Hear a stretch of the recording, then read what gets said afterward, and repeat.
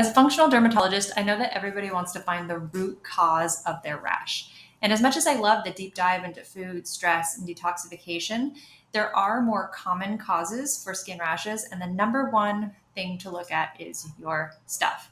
Our skin is inundated with chemicals, and many are highly sensitizing, meaning that no matter how natural or clean they are, over time, there's a pretty good chance that they can cause an allergic reaction. Everything that comes in contact with your skin is a potential allergens, but some things are more likely offenders than others. And so what we do in our clinic is something called a product elimination, which is very similar to a food elimination, where you are getting rid of all of your things temporarily and then systematically reintroducing them. If you're not gaining ground with that technique, we use patch testing to help you identify the cause of your rash. Patch testing involves putting all of these little patches all over your back on a Monday. Each patch has a chemical ingredient.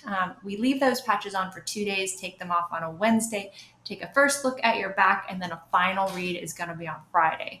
This is very different than back scratch testing or blood testing. Those are looking for IgE, immediate type reactions to food and other respiratory allergens. Patch testing is looking for the chemicals that are often in your personal products as the cause of your rash. And you could think of it much more like a reaction, like a poison oak reaction, right? You don't touch poison oak and then immediately break out in hives or a rash. It takes 2 or 3 days for that reaction to occur. And that's exactly what we're looking for here with patch testing. I wanted to give you an example of a typical shampoo label with all of the different chemicals in it that are potentially sensitizers. This one contains cocamidopropylbetaine, sodium benzoate, ethylene diamine, hexylcinnamol, hydroxycitronel, and methyl isothiazolinone, to name just a couple of the potential allergens that are in this one product. And that doesn't even mention the potential skin irritants that are in there, and then the perfume.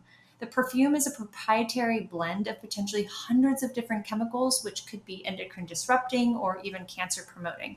So we can't patch test to perfume because it is proprietary, but it's definitely something you want to exclude in all of your products. This is what a positive reaction looks like. If we remove the patch and there's an itchy red square on your back, that means that you have an allergic reaction to that chemical. I hope that you find this information useful. Whenever you're trying to figure out the cause of a new rash, it is important to consider all the complexities of environmental exposures and gut microbiome and overall health.